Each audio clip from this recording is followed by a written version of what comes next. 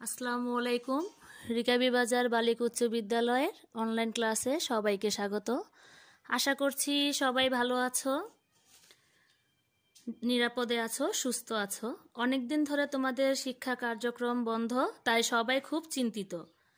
তাই তোমরা যাতে এই কোয়ারেন্টাইন সময়টাতে বাসায় বসে নিজেদের পড়াশোনাগুলো খুব সহজে শেষ করতে পারো, সেজন্য আজ আমি তোমাদেরকে একটু সাহায্য করব আর তোমাদের পড়াশোনার গতি আর একটু বাড়িয়ে দেওয়ার জন্য। তো সবাই বই খাতা কলম নিয়ে বসে পড়ো। আজ আমি তোমাদেরকে অষ্টম শ্রেণীর বাংলাদেশ ও বিশ্ব পরিচয় সাবজেক্টের সপ্তম অধ্যায় পড়াবো। আর এই সপ্তম অধ্যায়টা হচ্ছে বাংলাদেশের রাষ্ট্র ও সরকার ব্যবস্থা নিয়ে।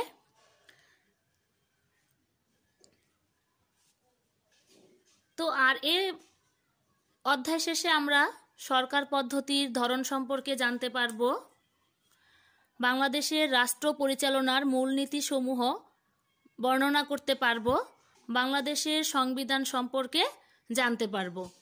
অর্থাৎ আমরা যদি বাংলাদেশের রাষ্ট্র ও সরকার ব্যবস্থা এই অধ্যায়টা পড়ি, সেক্ষেত্রে আমরা আমাদের দেশের সরকার ব্যবস্থা কী ধরনের, রাষ্ট্র কিভাবে পরিচালিত হয়, এই বিষয়গুলো সম্পর্কে ধারণা নিতে পারব।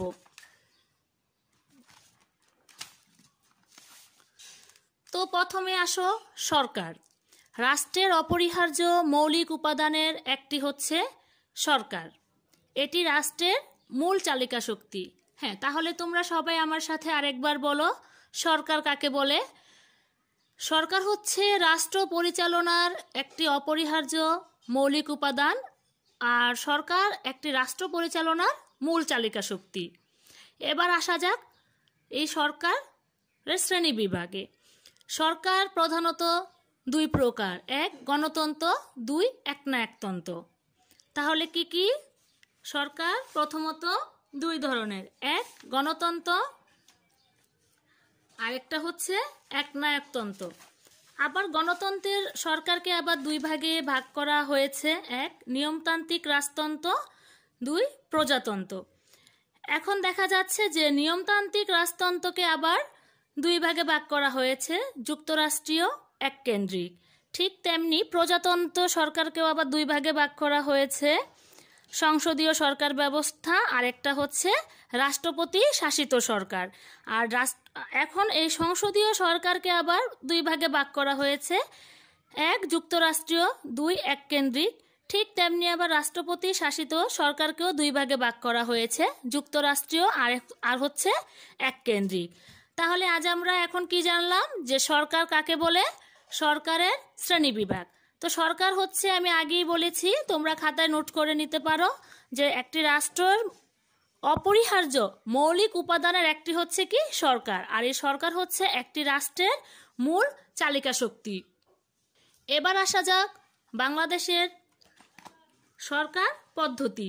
তো বাংলাদেশের তোমাদের মেন বইয়ের 72 নম্বর পেজে দেওয়া আছে বাংলাদেশের সরকার পদ্ধতি। তো তোমরা সবাই বইটি হাতে নাও। বাংলাদেশ হচ্ছে একটি গণতান্ত্রিক রাষ্ট্র, এই রাষ্ট্রে প্রজাতান্ত্রিক সরকার বিদ্যমান। তাহলে বলো তো সবাই যে বাংলাদেশে কি ধরনের সরকার পদ্ধতি বিদ্যমান? প্রজাতান্ত্রিক।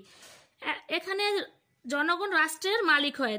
তাহলে বাংলাদেশের যে সরকার ব্যবস্থা, এখানে জনগণই রাষ্ট্রের মালিক।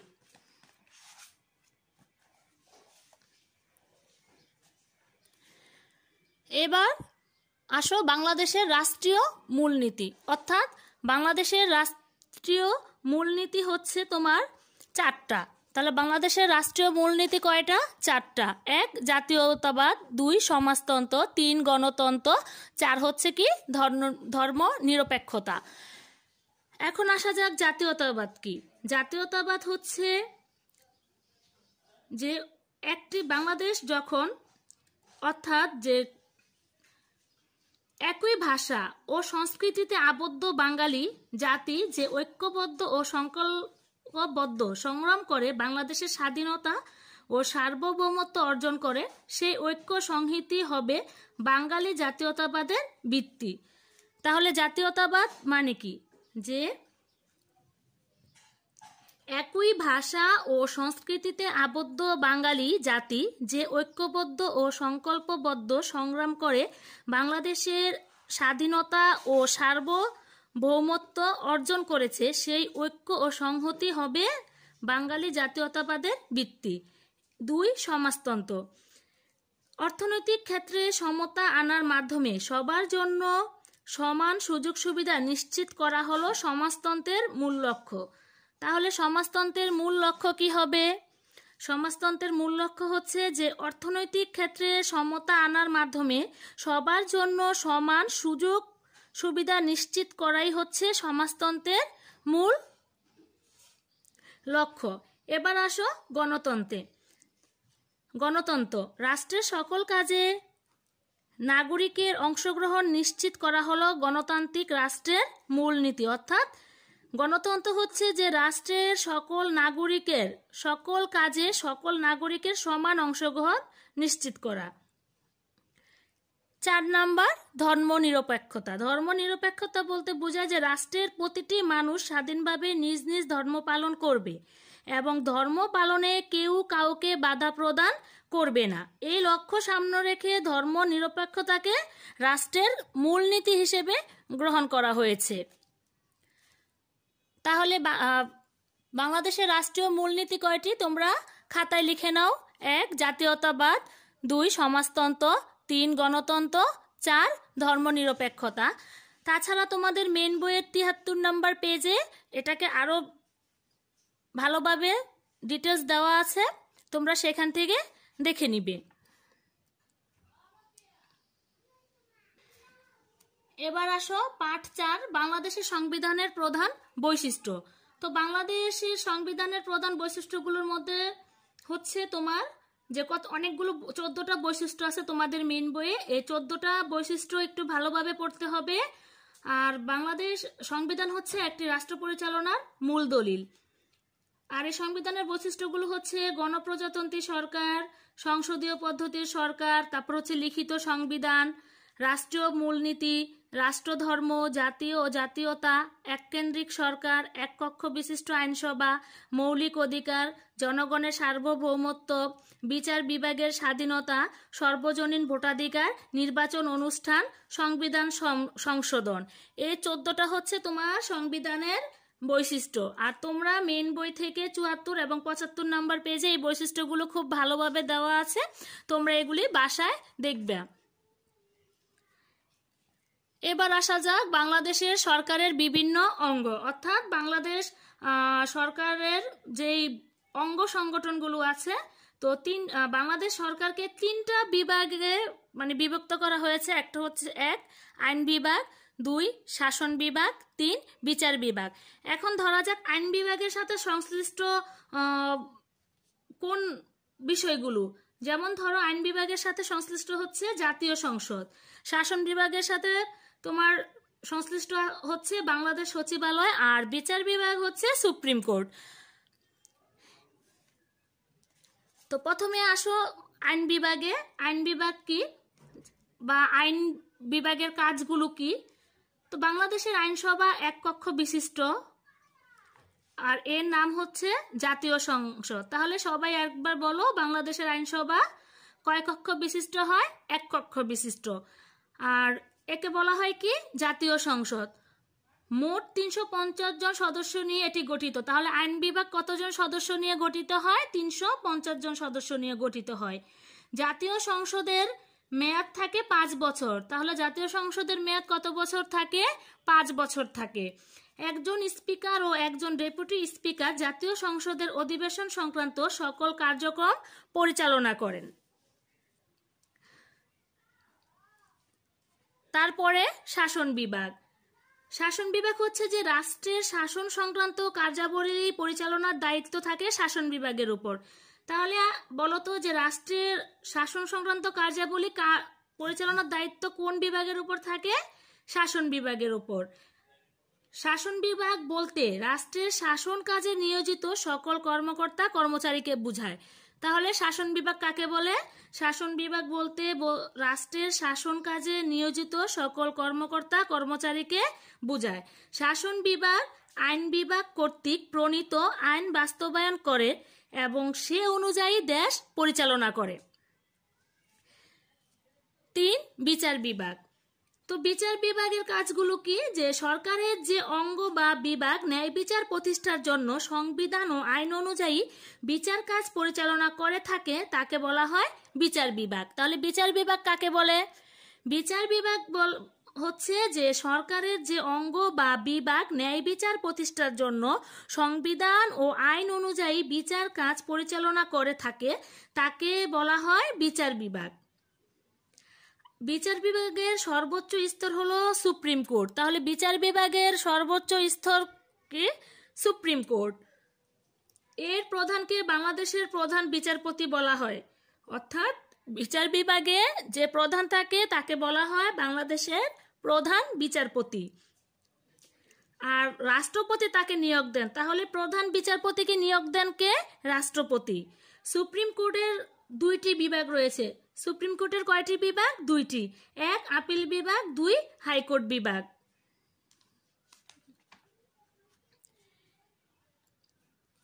হ্যাঁ, এবারে আসো স্থানীয় সরকার কাঠামোতে।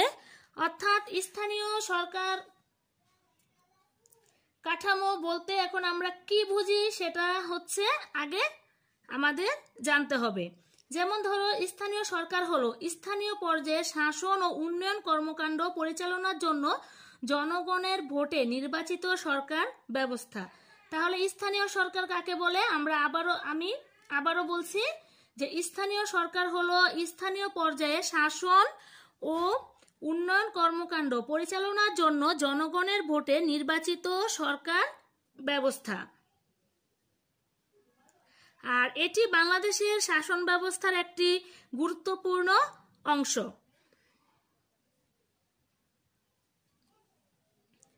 তো বাংলাদেশে গ্রাম ও শহরাঞ্চল উভয় ক্ষেত্রে স্থানীয় সরকার কাঠামো রয়েছে।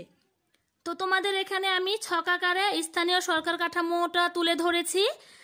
যেমন ধরো, বাংলাদেশের গ্রাম অঞ্চলে তিন স্তর বিশিষ্ট তোমার সরকার ব্যবস্থা রয়েছে, অর্থাৎ বা সরকার কাঠামো চালু আছে। তো বাংলাদেশের গ্রাম অঞ্চলে কয় স্তর বিশিষ্ট সরকার কাঠামো চালু আছে? 3 স্তর বিশিষ্ট।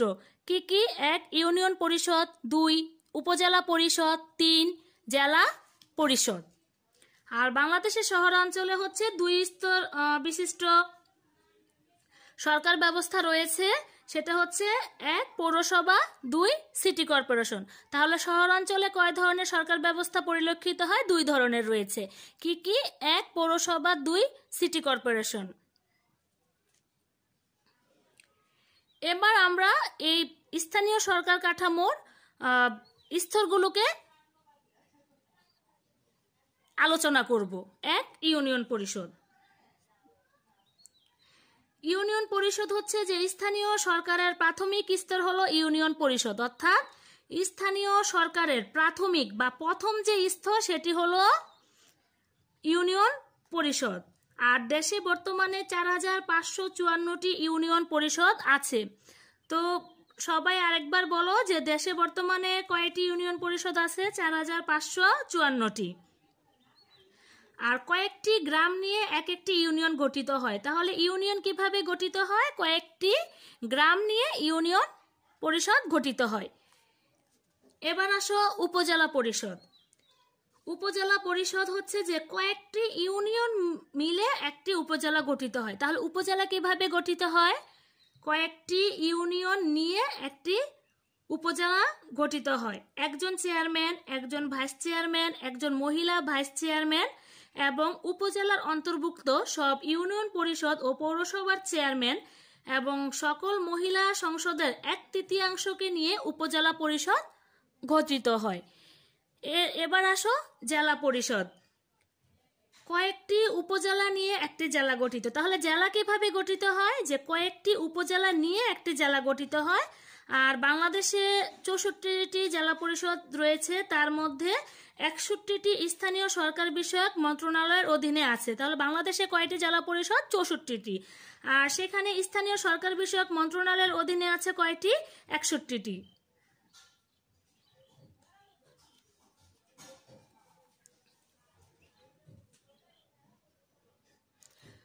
তোমরা খাতায় লিখে নিতে পারো চাইলে। তাছাড়া তোমাদের মেইন বইয়ের 79 নাম্বার পেজে এটা আরো ডিটেলস দেওয়া আছে, তোমরা সেখান থেকেও একটু ভালোভাবে পড়ে নিবে।